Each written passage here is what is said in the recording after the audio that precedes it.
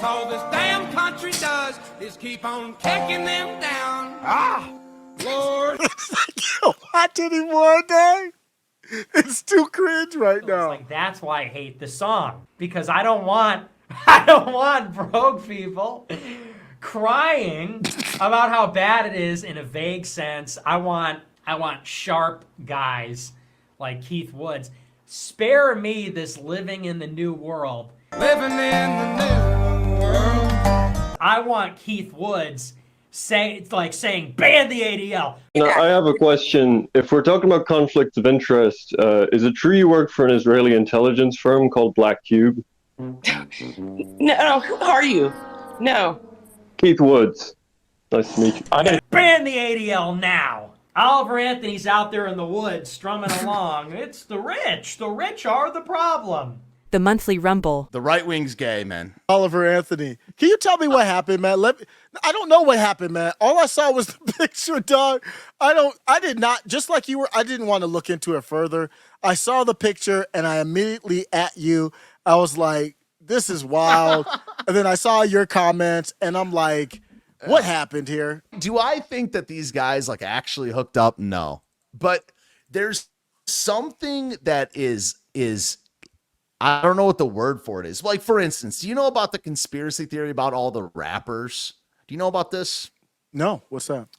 They've all had sex with each other. Like Snoop, Dre, Eminem, Biggie, trying to sign me. I'm like, oh, why wouldn't you sign? He said, because I don't want a label playing with my life. Yeah, because I'm gonna expose. That means playing with your butt. Bad boy family reunion tour. Vibrations. Tyler, the creator, really like... You can't really sue me because he actually talked about kissing white boys in his own songs. He's involved with You know, when you're in Vlad, when you're in the industry, Vlad, you know, 95% of the industry. Man. I believe there are some gay rappers that just ain't came out the closet. Tupac, like all the 90s rappers, that's like it's like they get turned out by the industry and then they have dirt on them. And there's been whistleblowers, for years that have said that all the rappers are gay. Or they've done gay stuff. They get them wasted at a party and they go to a back room and basically they black out and now they got dirt and pictures on all Jay-Z, all the big ones. Now it depends on whether those guys are gay. So I don't think that necessarily like these guys have done that, but I do stand by that given enough time, they would. Enough fame, like no one fell off harder than Oliver Anthony. Oliver Anthony, he was just a blip. He was the most viral music ever. Then he kind of went away.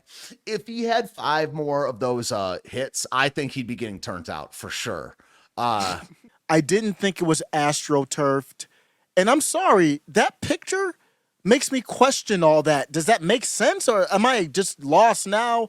Let's go back to like the original when he blew up. I think that this is the real conversation and the real story rather than a picture, whatever. It's just a picture, but what this song was, I mean, this was essentially, I think the biggest song of the biggest flash in the pan song in at least 10 years. I mean, it blew up. Why don't you just restate what your take was from, when the song came out? I thought it was a positive, organic moment where people from different sectors could look at a song and be like, oh, I kind of like this, without talking about basically Republicans and MAGA or Democrats or whatever. Right. Now I'm looking back at it, something doesn't feel right about him and the song, and now looking back at who kind of blew it up, I think I'm wrong. I think it was astroturfed.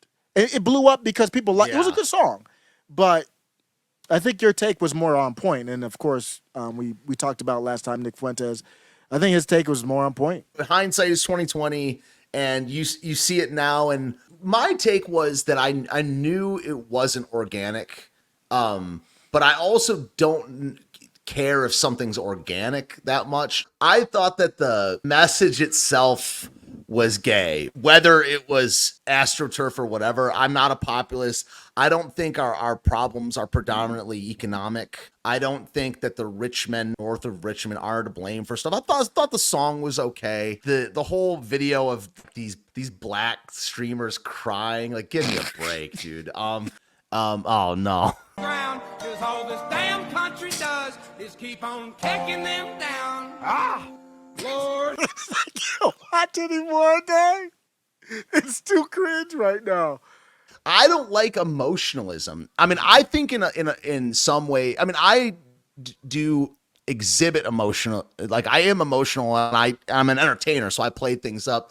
But just emotionalism for emotional sake, I think it's cringe, and I think it did unify people, but under what banner? It was just that Democrat and Republican don't matter, and it's like it actually made a division that I think is more toxic than parties. I guess that's a good way of saying it. Dividing the poor from the rich and the elites from the people, I think that's an even worse divide. And if it is a divide, I am on the team rich elites.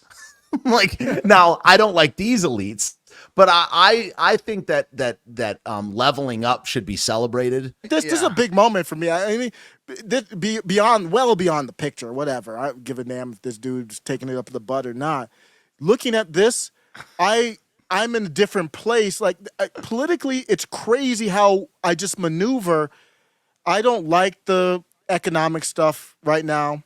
I agree with that. That's not the issue.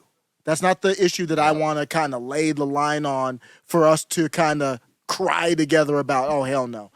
So I learned a lot from this. I learned a lot from them blowing up in the song. I think it's a racial thing. I mean, I'm a white identitarian, and I think that like every single group has this. It's almost a human thing.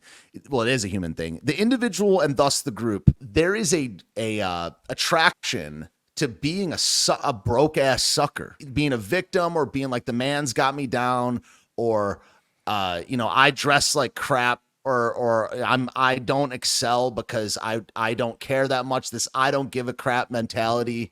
There is a human attraction to being this way, and I just think that all people need to be leveling up rather than saying if like for instance if it's all the rich men north of north of Jerusalem. I mean, it doesn't matter that much. I mean, I talk about who it is all the time, but also I need to be excelling in my own personal life and trying to level up to the extent that I can. I've said for a while that country music, modern country and modern hip hop are very much two sides of the same coin, because it's victimhood music. It's simp victimhood trash. You have to be able to admit when you're wrong. My take, I completely changed.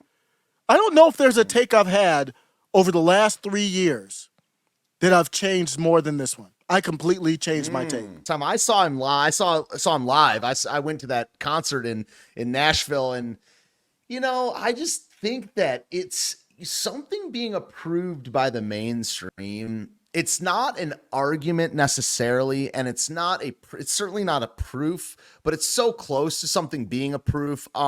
Like for instance, I know that we, just to maybe tie it into the next subject, is that I don't think that, for instance, Ben Shapiro endorsing Javier Milei, it's not a proof, but it's so close to it that so the entire mainstream, the Satan's world just put Oliver Anthony up on a pedestal. And to me, it almost doesn't matter whether it's what the message of the song matters more than just than who liked it, or whether it was AstroTurf, or where it came from.